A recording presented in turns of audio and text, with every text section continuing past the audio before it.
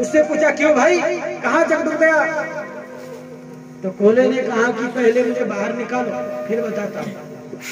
अब गांव वाले लोगों ने जैसा तैसा पकड़ करके जाल बिछा करके उस कोले को बाहर नदी से निकाला। अब बता भाई जग कहाँ डूबा? अरे बोले बावले, अगर मैं डूब गया था तो मेरे लिए तो पूरा जगह ही डूब गया था। बोलिए भगवत्सल।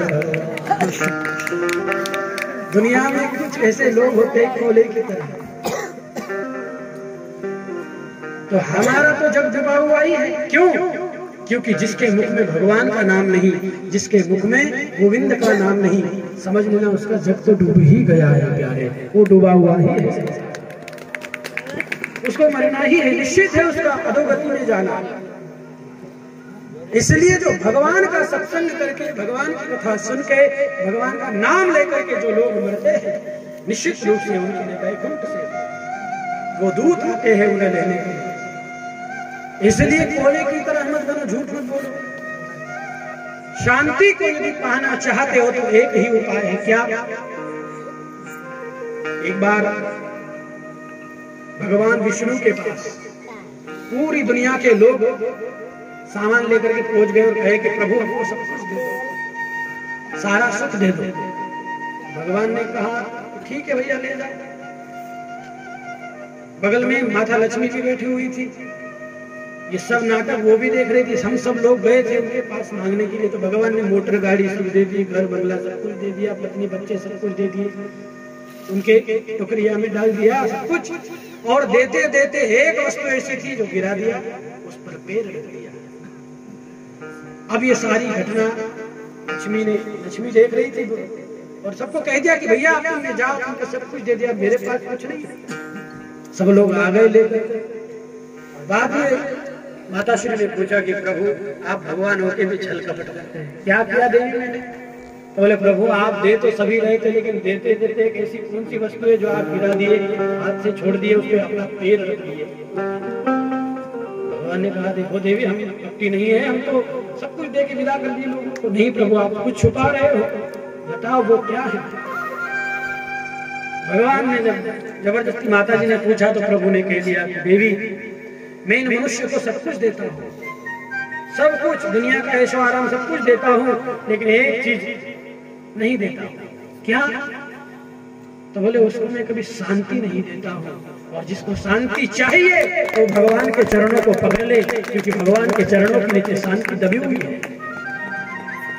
भगवान के चरणों के नीचे जो चीज गिरी है ना वो है शांति।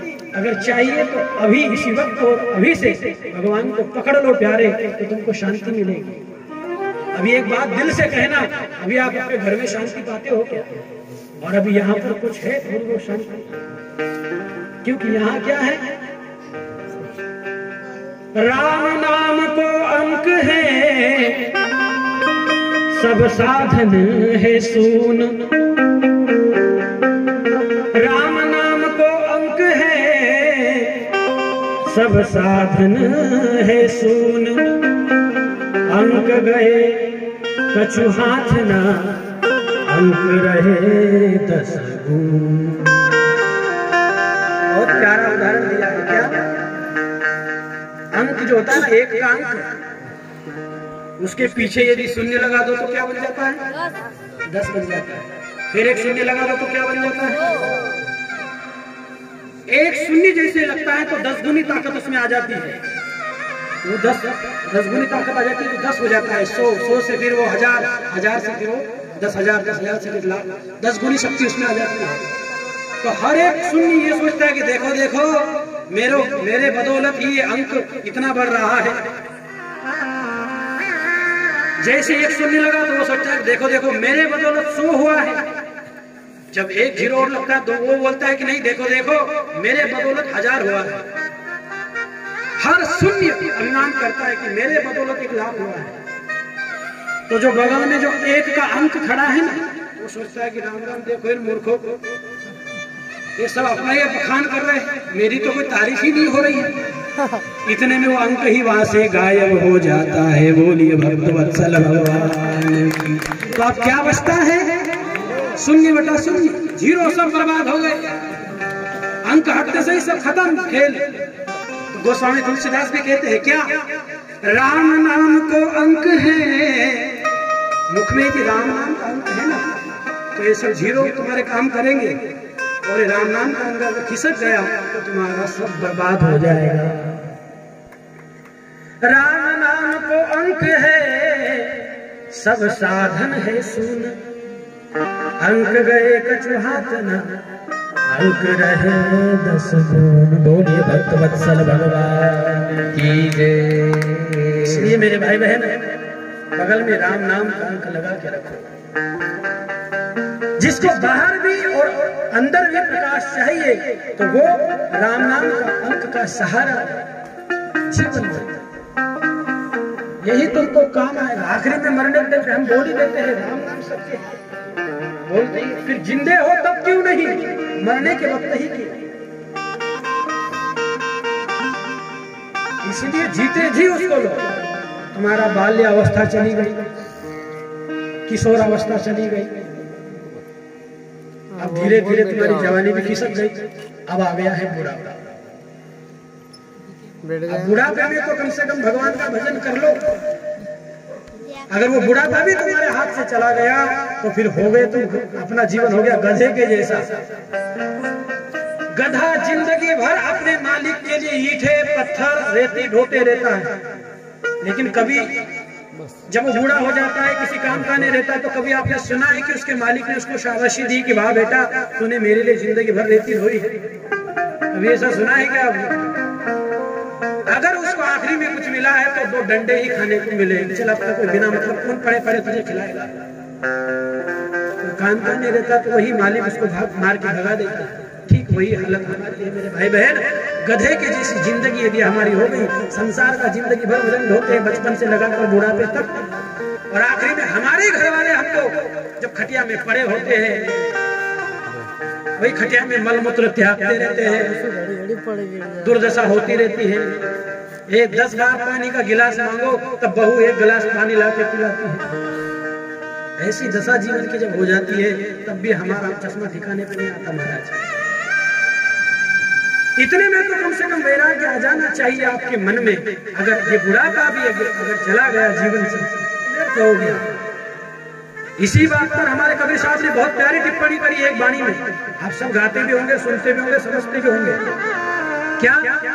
घना दिन सोलियो रे अब तू जाग मुसाफिर जाग, घना दिन सोलियो रे अब तू जाग मुसाफिर जाग, घना दिन सोलियो रे अब तू जाग मुसाफिर दिन सोलियो रे अब तू जाग मुसाफिर जाग, जाग मुसाफिर जाग मुसाफिर जाग मुसाफिर जाग, जाग मुसाफिर जाग मुसाफिर जाग मुसाफिर जाग, जाग मुसाफिर जाग मुसाफिर जाग मुसाफिर जाग, जाग मुसाफिर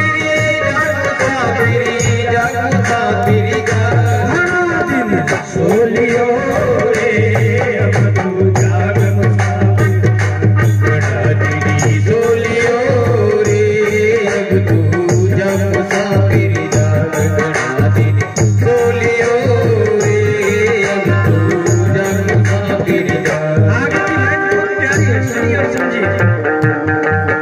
अरे मैंने सोया माता के गर्भ में, मैंने सोया माता के गर्भ में, मैंने सोया माता के गर्भ में, मैंने सोया माता के गर्भ में, उल्टा झूला झूले, हाँ मैंने सोया माता के गर्भ में, उल्टा झूला झूले, बोल किया था भजन करूँगा, बोल किया था भजन करूँगा, हर आया भूला जन्म तारो गयो रे अब तू जाग मुसाफिर जाग, जन्म तारो हो गयो रे अब तू जाग मुसाफिर जाग।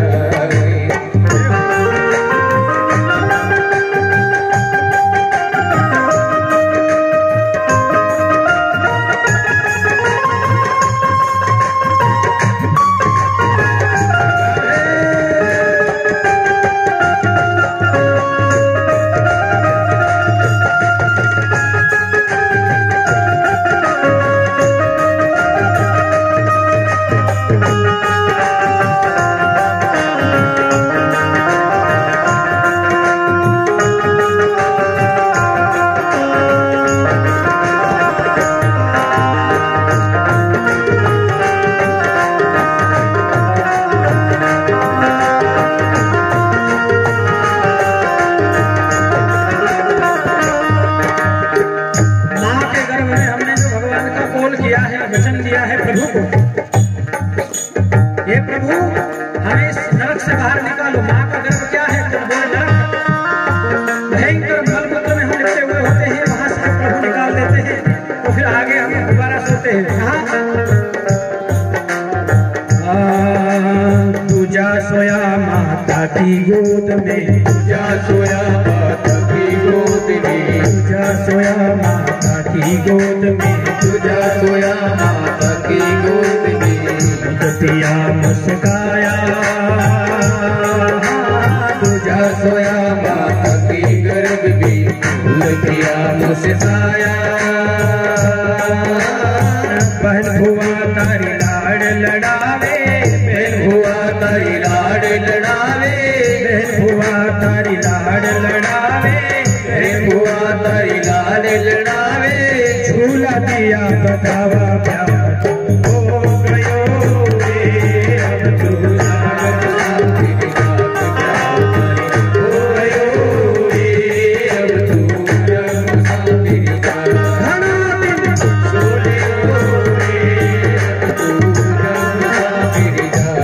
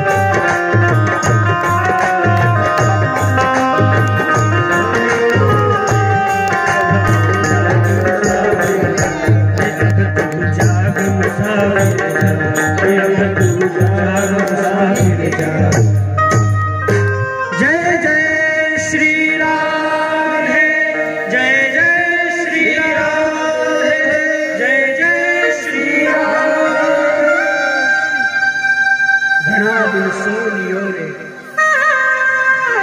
अब तू जग मुसाफिर।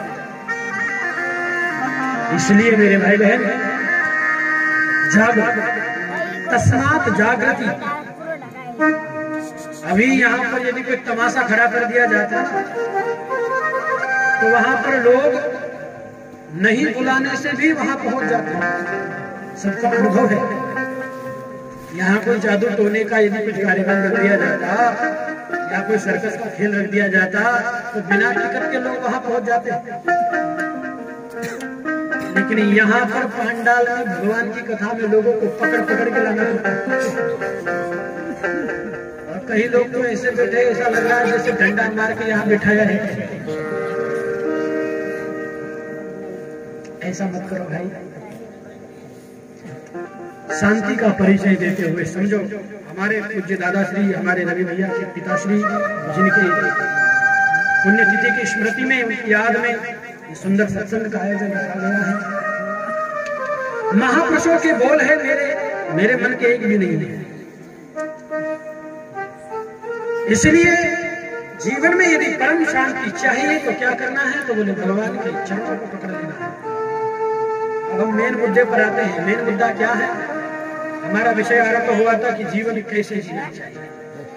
तो जीवन कैसे जीना है, हम उस पर थोड़ा सा सोच, उस पर थोड़ा सा ध्यान देते हैं। जीवन जीने के लिए जरूरी है संस्कार। संस्कार क्या होता है? तो बोले बड़ों का आदर करना, ये संस्कार है। मातृ देवो भव, पितृ देवो भव, आचार्य देवो भव, ये सब संस्कार है। नहीं तो पता चले बहू कह रही है, डोकरी चुप बैठ, तेरा जमाना गया, हमारा जमाना आया। बेटा बूढ़े बाप से कह रहा है कि तेरा खेल खत्म, अब हमारा शुरू हुआ। ये संस्कार हमारे जीवन में बहुत जरूरी है, तभी हमारे जीवन में हमको जीना आएगा। हम हमारा धर्म क्या है वो भूल गए। बेटे बाप अपना धर्म भूल गया, बहुएं अपना धर्म भूल गई, माताएं अपना धर्म भूल गई, पत्नी अपना धर्म भूल गई, पति अपना धर्म भूल गया। जब तुमको एक पति ही बनते नहीं आ रहा है, एक पत्नी बनते नहीं आ रहा है, एक बेटी एक बेटा बनते नहीं आ रहा है, तो फिर तुम्हारी जिंदगी में तुम कितना ही भजन कर लो, कितनी माला कर लो, सब कुछ बेकार है। चाहे बेटा कितना प्यारा हो, उसे सर पर चढ़ाना ना चाहिए। चाहे बेटी कितनी लाडली हो, घर घर पर घुमाना चाहिए। जिस भजन में राम का नाम न हो, उस भजन को गाना चाहिए। इसलिए मेरे भाई बहन, ये संस्कार जरूरी है। कोई बाप अपने बेटे को शराब पिलाना सिखाता है क्या? कोई नहीं सिखाता, लेकिन फिर भी बेटा सीख जाता है। बुराई पत्ता खेलना सिखाना पड़ता है क्या इंसान को? वो अपने आप सीख जाता है। गुटखा खाना सिखाना पड़ता है क्या? नहीं, वो अपने आप सीख जाता है। क्यों? हमारी लापरवाही। बहुएं सिर पे क्यों चढ़ जाती है? हमारी लापरवाही। हमारे संस्कार तो हमने दिए नहीं, इसलिए वो सिर पे चढ़ गई। वो स्वामी जी रामायण में कहते हैं कि एक बहू, एक पत्नी, एक पति, एक बाप, एक बेटा कैसा होना चाहिए। सुनिए और समझिए बाबा तुलसी की बड़ी प्यारी चौपाई। क्या? सास ससुर गुरु सेवा करे, सास ससुर गुरु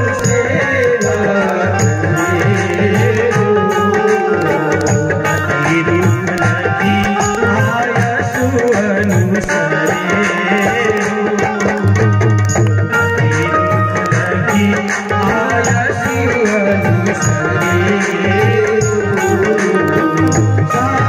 ससुर गुरु सेवा करे,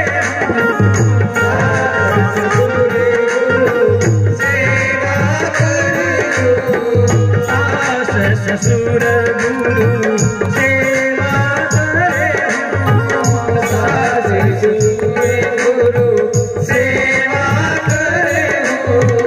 श्री राम जय राम जय जय राम, श्री राम जय राम जय जय राम,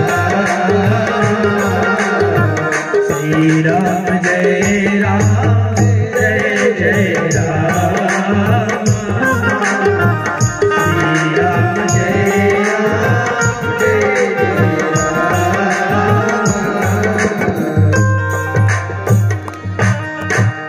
सास ससुर गुरु सेवा करे। एक स्त्री का धर्म क्या है? माताओं सुन लो, एक स्त्री का धर्म है पति की सेवा करना। पति की सास ससुर गुरु सेवा करे हो, पति रुख लखी आयुष अनुसरे। एक स्त्री का परम धर्म है पातिव्रत धर्म का पालन वो करे। अब कई माताएं हमसे कहती हैं महाराज हम कह रहे जो कि पति सेवा करने, हमारे पति तो दारू क्यों चलाते हैं? अब ऐसे दारूड़िया में सेवा करें? महाराज हमारा पति तो हमको रात दिन गाली देते रहता है, क्या सेवा करें उसकी? तो एक बार क्या हुआ, माता करवा चौथ का व्रत रखती है ना, आप सब जानते हैं। एक बार एक बहू ने अपने पति के लिए वो करवा चौथ का व्रत रखा था, उसमें जल भी नहीं पिया जाता है शायद। तो दिन भर बेचारी प्यासी रही और छलनी में उनका मुख देखते हैं तभी पानी पीती है। शाम के समय जब चांद दिखता है उसी समय वो चलनी लेकर के आई और उनका चेहरा जब देखा और फिर उन्होंने अपना व्रत छोड़ा। व्रत छोड़ने के बाद वो पत्नी अपने पति से कहती है कि क्यों हम तुम्हारे लिए सुबह से लगाकर शाम तक चांद का जब तक मुख नहीं देखती, आपका मुख नहीं देखती, तब तक पानी भी नहीं पीती। कितना बड़ा व्रत करते हैं। कभी आपने भी कोई व्रत करना चाहिए भाई। पत्नी के लिए व्रत है तो पति के लिए भी व्रत होना चाहिए कि नहीं भाई? नियम के अनुसार होना, सिद्धांत के हिसाब से होना चाहिए। पत्नी बेचारी इतनी तकलीफ उठा रही, तो उसने पूछा अपने पति से आप कौन सा व्रत करते हैं? तो बोले देवी मैं मौन व्रत करता हूँ। बोलिए भगवान की। महाराज हमारा पति तो शराब पीता है और हम कैसी सेवा करें, और आप कह रहे हो कि सेवा करना चाहिए। तो माताओं एक करबद्ध निवेदन है, पति कैसा भी हो, एक ही धर्म एक व्रत नेमा, एक व्रत एक नियम और एक पति। एक ही धर्म एक व्रत नेमा, काया वचन मन पति पद प्रेम। काया वचन मन पति पद प्रेम। पति के चरणों में मन से, काया से, वचन से प्रेम होना चाहिए। स्त्रियों का धर्म है, पति चाहे कैसा भी हो। ये मैं मेरे मन से नहीं कह रहा हूँ, ये रामायण में ऐसा लिखा हुआ है। क्या लिखा हुआ है कि पति चाहे कैसा भी हो। चौपाई आपको गा के सुना देता हूँ। अंध बधिर क्रोधी अति दीना, वृद्ध रोग बस जड़ धनहीना। पति अंधा हो, क्रोधी हो, जड़ हो, दिमाग से पागल हो, कैसा भी हो, पति भगवान के जैसा समझ करके पूजा करनी चाहिए। एक स्त्री का यही धर्म है प्यारे। जो स्त्री अपने पति को रात दिन गले गर्दन पकड़ के बैठी रहती है, वो स्त्री अपने पतिव्रत धर्म से भड़क गई। ये शास्त्र कह रहा है, मैं अपने मन की नहीं कह रहा हूँ। तुम कल उठ के मेरा गर्दन पकड़ कि बाबा से उल्टी पट्टी पड़ा के गया, ये रामायण की बात है, ऐसा लिखा हुआ है रामायण में। लेकिन मेरे भाई बहन, पति कभी कभी पत्नी से बहुत परेशान हो जाते हैं। एक बार ऐसा हुआ, एक भाई की नई शादी हुई, तो उसकी पत्नी उसको इतनी बोलने वाली मिल गई, इतना बोलती थी कि पूरा पति का माथा खाली हो जाए। इतना बड़बड़ा। और अब एक दिन क्या हुआ कि पत्नी को आ गया बुखार। 40 साल हो गए उसकी शादी को, लेकिन 40 साल में एक दिन भी उसका काम सही शांति से रहा नहीं, दिमाग शांति से रहा नहीं, पागल हो गया पत्नी के मारे, इतना बोलती थी उसकी। अब एक दिन उसको आ गया बुखार, रिक्शा में पटक करके ले गया दवा खाने में, डॉक्टर के पास ले गया। डॉक्टर साहब से कहा कि भैया बुखार आ गया, देखो बहुत ध्यान से सुनना, तुम्हारे काम की बात है और तुम्हारे भी काम की बात है, काम आएगी कहीं ना कहीं। पटक करके ले गया और डॉक्टर से कहा कि डॉक्टर साहब देखो बहुत तेज बुखार है इसे। डॉक्टर साहब के पास नली आती है, आपने देखा होगा, थर्मामीटर कुछ तो भी आता है शायद, तो उसको मुंह में कहा कि मुंह में फंसा ले थोड़ी देर के लिए। अब वो मुंह में उसने डाल लिया, उस महिला ने मुंह में डाल लिया। डॉक्टर साहब चले गए दूसरे पेशेंट को देखने के लिए। महाराज 3 घंटे तक वो डॉक्टर आया ही नहीं और वो मुंह में फंसा करके बैठी रही बाबू। वो आदमी बड़ा प्रसन्न हुआ, हे भगवान पूरे 40 साल में 3 घंटे का आज पहला दिन है, तो आज शांति से काम शांति से बैठे। डॉक्टर आया, डॉक्टर के चरणों में गिर गया वो आदमी। डॉक्टर साहब ऐसी कौन सी नली है, मुझे भी दे दो। ठूस दिया कभी कभी ऐसी भी पत्नी मिल जाती है, तुम भी फिर वही नली लेके रखना। कहने का मेरा मतलब यह है कि पति की सेवा इसलिए मत करो कि साड़ी खरीदवाना है, ज्वेलरी खरीदवाना है, इसके लिए नहीं।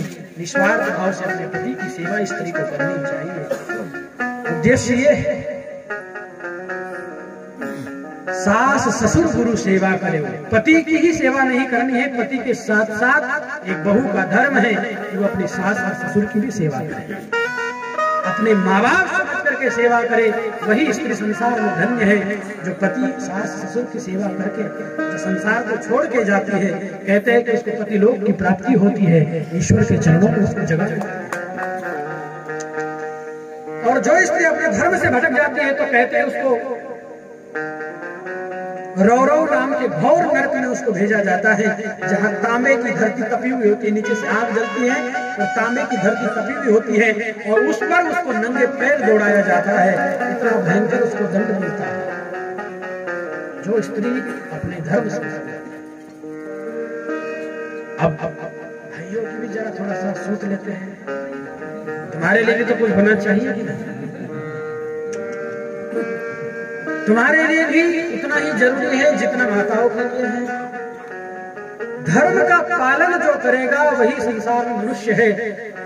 बाकी कुत्ते बिल्ली गधा घोड़े तो जी ही रहे हैं, लेकिन जिसने अपने धर्म का पालन कर लिया उसका जीवन का कल्याण हो गया। कहते हैं कि एक नारी तो बोले सदा ब्रह्मचारी, लेकिन एक पत्नी तो सदा सुखी। जो पुरुष अपने पत्नी से मांग भरते हो, आप 4-7 फेरे जो भी लेते हो उस वक्त मांग भरते हो, तो क्या दिखावे के लिए भरते हो क्या? मांग भरने का मतलब क्या है? तो बेटा आप जिंदगी भर इसकी मांग पूरी करते रहे, तो तेरा यही जिम्मेदारी है, इसीलिए मांग भरी जाती है। पति को भी अपने धर्म का पालन करना चाहिए, ये सबका धर्म है। एक बेटे का धर्म, एक पत्नी का धर्म, एक बहू का धर्म, एक बाप का धर्म, एक माँ का धर्म। जिसने निभा लिया संसार में उसका कल्याण हो गया। सत्संग इसीलिए किया जाता है कि आपको कुछ मिले, जीवन उपयोगी बातें। बाकी तो आप खुद ही सत्संगी है, तो कहने की बात नहीं है। सब कुछ जान रहे हैं, समझ रहे, पढ़ रहे, लिख रहे, और उद्देश्य यही है कि कुछ जीवन में तुम्हारा उतर जाए। बस यही उद्देश्य लेकर के हम यहाँ आए हैं। सदगुरु और संत, सदगुरु वेद वचन विश्वासा, संतों के वचनों पर भरोसा करके उस मार्ग पर चलने की कोशिश करो। तुमको तो अपना मार्ग ही नहीं मिलेगा। ये मनुष्य देह काय के लिए मिली है? ऊपर से भगवान हमको भेजा है तो काय के लिए भेजा है? क्या रोटी खाने के लिए भेजा है? क्या पेट भरने के लिए भेजा है? कि दूसरों की निंदा करने के लिए भेजा है? कदापि नहीं। भगवान हमको हमारे लक्ष्य को पाने के लिए भेजा है। आप घर से निकले जामनेर जाने के लिए या फिर अहमदाबाद जाने के लिए, रेलवे स्टेशन पर गए, रेलवे स्टेशन पर जाने के बाद आपने टिकट मिलता है, कहाँ पर गए? उसने पूछा कि बोलो भैया कहाँ का टिकट पकड़ो? तो आपने कह दिया कि भैया हम तो घूमने के लिए निकले, अब तुम कहीं का भी टिकट पकड़ा गया। अब बताओ वो आपके बारे में क्या सोचेगा और आपको कहाँ का टिकट देगा? तुम घूमने निकले हो, तुमको यही नहीं मालूम है कि तुमको जाना कहाँ है और टिकट कहाँ का लेना। तो तुम क्या हो जाओगे? तो बोले पागल घोषित कर देगा, तुमको एक ही टिकट देगा, जा बेटा आगरा जाओ, अपने दिमाग का इलाज करा। घूमने निकला है, तुझे पता ही नहीं कि जाना कहाँ। बस हमारी भी वही स्थिति है कि हम आए काय के लिए है, हमें जाना कहाँ है, हमारा उद्देश्य क्या है, हमारा लक्ष्य क्या है। वो लक्ष्य समझाने के लिए ही महापुरुष लोग बार बार इस बात को कहते रहते हैं। क्या सुनिए, एक भजन में बहुत प्यारी बात है। देखो सोना तो जिंदगी भर है, रोज ही सो रहे हो, लेकिन थोड़ा सा समय है, लाभ ले लो प्यारे, न जाने फिर कल